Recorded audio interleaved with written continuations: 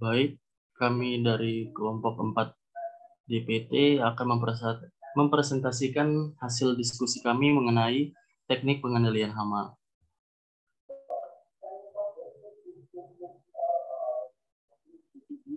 Adapun nama anggota kelompok kami yaitu Muhammad Alif Batubara dengan NIM 196, Kevin Z. Vanyates Razita Khairani dengan NIM 198, dan Cecilia Dwina Sihaloho dengan NIM 200. Adapun submateri yang akan kami bawakan yaitu kultur teknis, varietas tahan, fisik dan mekanik, hayati, kimiawi, peraturan, dan PHT. Kultur teknis dan varietas tahan akan dibawakan oleh Aisyah. Aisyah, dipersilakan. Baik, terima kasih. Sebelumnya, perkenalkan nama saya Aisyah Razita Khairani dengan NIM 198.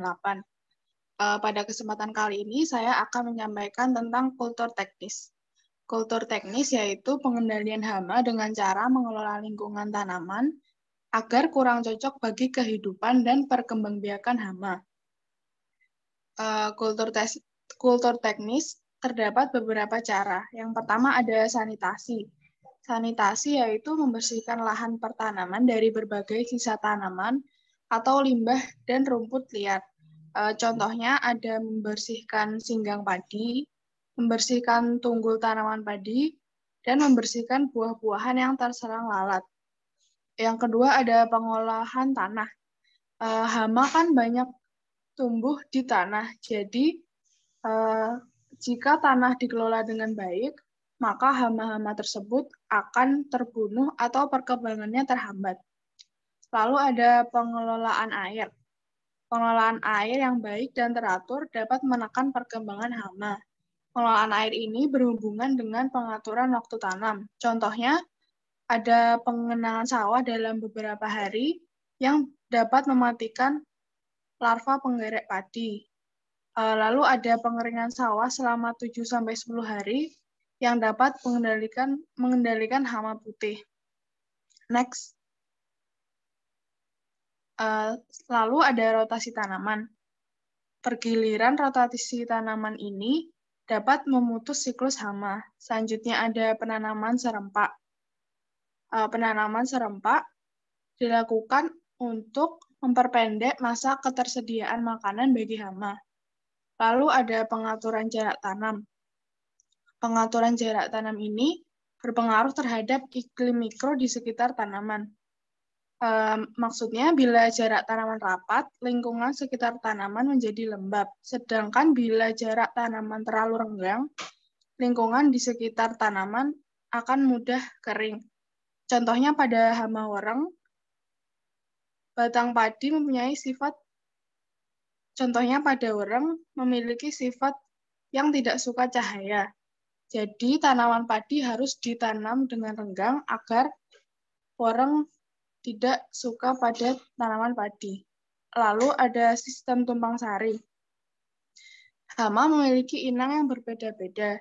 Jika satu tanaman ditumpang sarikan dengan tanaman yang tidak disukai hama, maka populasi hama akan lebih rendah jika dibandingkan dengan teknik monokultur. Lalu ada trap crop atau penggunaan tanaman perangkap untuk mengalihkan konsentrasi hama dari tanaman. Lalu ada penanaman varietas unggul. Dengan menanam varietas unggul, hama dapat menghilang. Next. Lalu ada varietas tahan. Varietas tahan ini sudah dilaksanakan sejak zaman dahulu. Merupakan cara pengendalian yang efektif, murah, dan aman bagi lingkungan. Ketahanan tanaman dibedakan menjadi dua, yaitu menjadi ketahanan genesis dan ketahanan ekologi. Ketahanan genesis dibagi menjadi tiga. Yang pertama yaitu ketidaksukaan. Merupakan sifat tanaman yang menyebabkan suatu serangga menjauhi atau tidak menyenangi suatu tanaman. Lalu ada antibiosis, yaitu pengaruh fisiologi pada serangga yang merugikan, bersifat sementara atau tetap. Lalu ada toleran, yaitu mekanisme resistensi toleran terjadi karena adanya kemampuan tanaman tertentu untuk sembuh dari luka yang diderita. Next. Yang kedua yaitu ada ketahanan ekologis. Yang pertama ada pergerakan inang. Terjadi apabila waktu pemunculan fase tumbuh tanaman tertentu tidak bersamaan dengan waktu pemunculan stadia hama yang aktif mengkonsumsikan tanaman. Lalu ada ketahanan dorongan yang timbul didorong oleh adanya keadaan lingkungan tertentu sehingga tanaman mampu bertahan terhadap serangan hama. Yang ketiga ada inang luput dari serangan. Jadi ada keadaan di mana suatu inang luput dari serangan suatu hama. Next. Selanjutnya saya Cecilia Dewi Haloho dengan NIM akhir 200 akan menjelaskan tentang teknik pengendalian hama secara fisik dan mekanik dan pengendalian secara hayati. Pengendalian secara fisik dan mekanik adalah tindakan mengubah lingkungan untuk mematikan atau menghambat kehidupan hama. Penerapan pengendalian secara fisik juga harus dilandasi oleh pengetahuan yang menyeluruh tentang ekologi serangga hama, karena setiap jenis serangga memiliki batas toleransi terhadap faktor lingkungan fisik seperti suhu, kelembapan, bunyi, sinar, dan spektrum elektromagnetik, dan lain-lain. Next slide.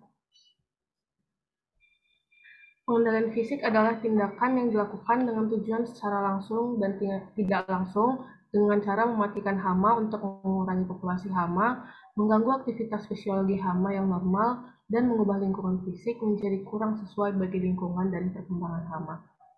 Next. Selanjutnya pengendalian secara mekanik. Pengendalian mekanik adalah perlakuan atau tindakan yang bertujuan untuk mematikan atau memindahkan hama secara langsung, baik dengan tangan ataupun dengan bantuan alat dan bahan lain. Nah, cara ini mampu menurunkan populasi hama secara nyata bila dilakukan secara tepat dapat menyelamatkan hasil tanaman. Pelaksanaannya dapat diambil langsung dengan tangan, gropyokan, memasang perangkap, pengusiran, penggunaan lampu perangkap, pengasapan, dan pemangkasan bagian tanaman yang terserang, kemudian dibakar. Next. Selanjutnya pengendalian hama secara hayati. Pengendalian secara hayati adalah pemanfaatan dan penggunaan musuh alami untuk mengendalikan hama. Musuh alami ini terdiri atas parasitoid, predator, dan patogen serangga hama yang merupakan pengendali alami utama hama yang bekerja secara tergantung kepadatan. Keberadaan musuh alami ini tidak dapat dilepaskan dari kehidupan dan perkembangan hama. Next. Yang pertama parasitoid. Nah, parasitoid ini adalah binatang yang hidup di atas atau di dalam tubuh binatang lain yang lebih besar sebagai inangnya. Serangan parasit dapat melemahkan inang dan akhirnya dapat membunuh inangnya karena parasitoid makan atau menghisap cairan tubuh inangnya. Yang kedua predator. Nah, predator ini adalah organisme yang hidup secara bebas dengan memakan, membunuh, ataupun memangsa binatang lainnya. Apabila parasitoid memarasit pada inang, maka predator ini atau pemangsa memakan mangsanya sampai mati. Yang ketiga, patogen. Patogen adalah zat klinik yang menyebabkan infeksi dan menimbulkan penyakit pada organisme pengganggu tanaman. Nah, ada lebih dari 2.000 jenis patogen yang saat ini dikenal yang telah menginfeksi serangga, dan jumlah itu kemungkinan baru sebagian kecil dari patogen serangga yang ada di bumi ini. Jenis-jenisnya ada virus, jamur, bakteri, protozoa, dan nematoda. Next. Perkenalkan, nama saya Kevin Giovanni Sinaga dengan NIM 197 akan melanjutkan materi teknik pengendalian hama secara kimiawi. Pengendalian hama secara kimiawi ialah pengendalian dengan cara menggunakan senyawa kimia berupa pestisida. Pestisida merupakan semua zat yang khusus digunakan untuk mengendalikan, mencegah, atau menangkis gangguan serangga, binatang pengerat, nematoda gulma, virus, bakteri, serta jasad renik yang dianggap hama, kecuali virus, bakteri atau jasad renik lain yang terdapat pada hewan dan manusia.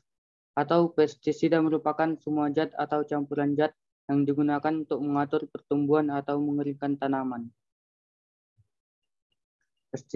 Pestisida dapat digolongkan berdasarkan OPT sasarannya, cara kerjanya, dan waktu pengaplikasian. Penggolongan pestisida berdasarkan OPT sasarannya. 1. Insektisida. Insektisida digunakan untuk mengendalikan hama berupa serangga. Kelompok insektisida dibedakan menjadi dua, yaitu ovisida dan larvisida. Yang kedua, fungisida. Fungisida digunakan untuk mengendalikan penyakit tanaman yang disebabkan oleh cendawan. Yang ketiga, rodensida. Rodentisida yang digunakan untuk mengendalikan hewan pengerat atau tikus. Keempat, fumigan. Fumigan digunakan untuk mengendalikan penyakit tanaman yang disebabkan oleh cendawan atau jamur. Yang kelima, ada bakterisida. Bakterisida digunakan untuk mengendalikan penyakit tanaman yang disebabkan oleh bakteri. Berdasarkan cara kerjanya, pestisida digolongkan menjadi 3 bagian, yaitu sistemik, non-sistemik, dan sistemik lokal. Sistemik adalah pestisida yang diserap oleh organ-organ tanaman, baik lewat akar, batang, maupun daun, dan selanjutnya ditransportasikan mengikuti aliran cairan tanaman ke bagian tanaman yang lain. Non-sistemik adalah penggunaan pestisida yang tidak bisa diabsorpsi oleh jaringan tanaman, hanya menempel di bagian luar tanaman tersebut. Sistemik lokal adalah penggunaan pestisida di mana pestisida diserap oleh jaringan tanaman, tetapi tidak atau kurang disebarkan ke bagian tanaman lainnya. Berdasarkan waktu pengaplikasiannya, pestisida terbagi atas preventif, kuratif, dan eradikatif. Preventif adalah penggunaan pestisida yang berfungsi untuk mencegah terjadinya suatu hama atau penyakit. Kuratif adalah penggunaan pestisida yang diaplikasikan setelah terjadinya infeksi, tetapi sebelum gejala serangan muncul. Eradikatif adalah penggunaan pestisida yang diaplikasikan setelah gejala serangan muncul. Selanjutnya, penggunaan pestisida dengan prinsip 6 tepat. Yang pertama, tepat mutu. Tepat mutu adalah penggunaan pestisida yang digunakan harus bermutu baik. Yang kedua, tepat jenis pestisida. Suatu jenis pestisida belum tentu dianjurkan untuk mengendalikan semua jenis OPT pada semua jenis tanaman. Oleh karena itu, agar dipilih jenis pestisida yang dianjurkan untuk mengendalikan suatu jenis OPT pada suatu jenis tanaman. Informasi tersebut dapat dilihat pada label atau kemasan pestisida. Yang ketiga, tepat waktu penggunaan. Waktu penggunaan pestisida harus tepat, yaitu pada saat OPT mencapai ambang pengendalian dan penyemprotannya. Dan penyemprotannya harus dilakukan pada sore hari, yaitu pukul 16 atau 17 sore. Yang keempat, tepat dosis atau konsentrasi formulasi dosis. Konsentrasi formulasi harus tepat, yaitu sesuai dengan rekomendasi anjuran karena telah diketahui efektif mengendalikan OPT tersebut pada suatu jenis tanaman. Yang keenam adalah tepat cara penggunaan. Pada umumnya, penggunaan pestisida diaplikasikan dengan cara disemprotkan. Namun demikian, tidak semua jenis OPT dapat dikendalikan dengan cara disemprot. Pada jenis OPT tertentu dan tanaman tertentu, aplikasi pestisida dapat dilakukan dengan cara penyiraman, perendaman, penamburan, pengembusan, pengolesan, dan lain-lain. Informasi tersebut dapat diperoleh dari brosur atau label kemasan pestisida. Selanjutnya, dampak negatif penggunaan pestisida. 1.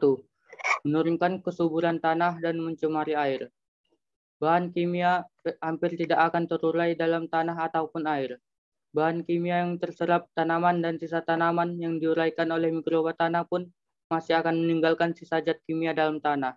Lambat laun, zat kimia tersebut akan mengurangi kesuburan tanah karena membunuh mikroorganisme bermanfaat, serta menghalangi penguraian unsur hara dalam tanah. Yang kedua, pestisida kimia menyebabkan resistensi terhadap OPT. Yang ketiga, pertumbuhan tanaman tidak normal. Penggunaan pestisida kimia berlebihan tidak hanya menyebabkan tanaman rusak, tetapi membuat pertumbuhan tanaman menjadi tidak normal.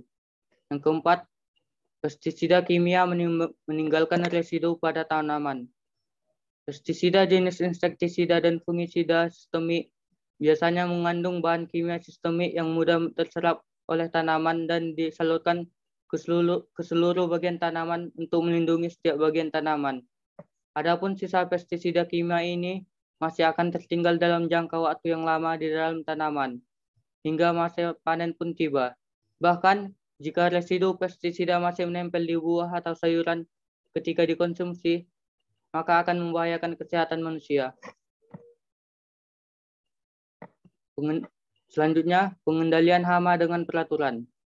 Pengendalian hama dengan peraturan perundangan yaitu pencegahan penyebaran atau perpindahan dan penularan organisme pengganggu tanaman melalui kebijakan perundangan yang ditetapkan oleh pemerintah.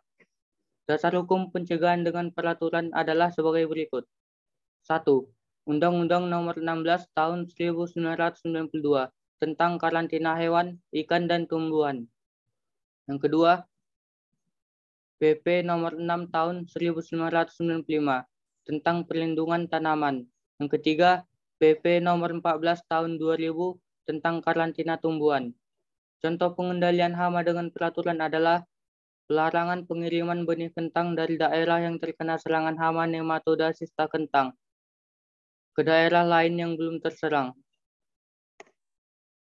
Selanjutnya akan dibacakan oleh teman kita, Alif Batubara. Baik, perkenalkan, nama saya Muhammad Alif Batubara dengan NIM 196. Di sini saya akan membawakan materi yaitu pengendalian hama terpadu atau PHT.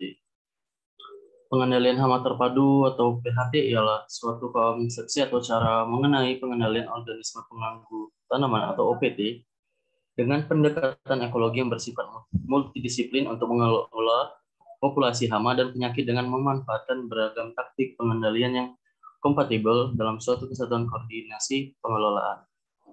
Ada 4 prinsip dasar yang mendorong penerapan PHT secara nasional, terutama dalam rangka program pembangunan berkelanjutan yang berwawasan lingkungan. Beberapa prinsip yang mengharuskannya PHT pada tanaman sayuran adalah seperti dinyatakan dalam uraian berikut ini.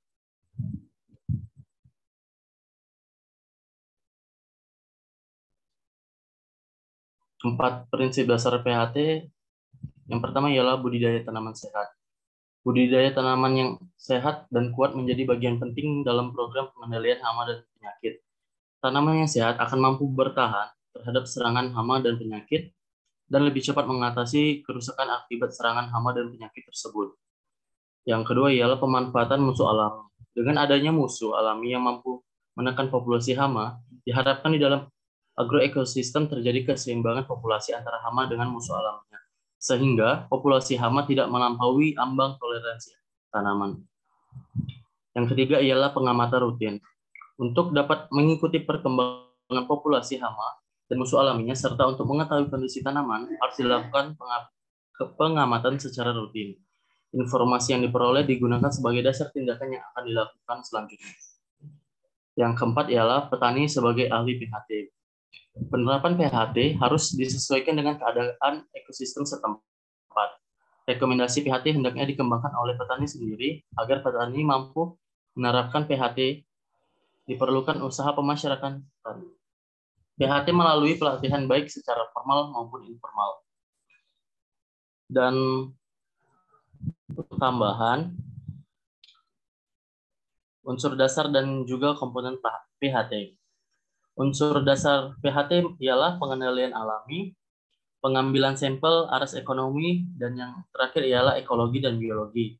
Sedangkan komponen PHT terdiri dari yaitu pengendalian fisik, mekanik, cara bercocok tanam atau kultur teknis, varietas tahan, hayati, dengan peraturan dan juga dengan kimiawi.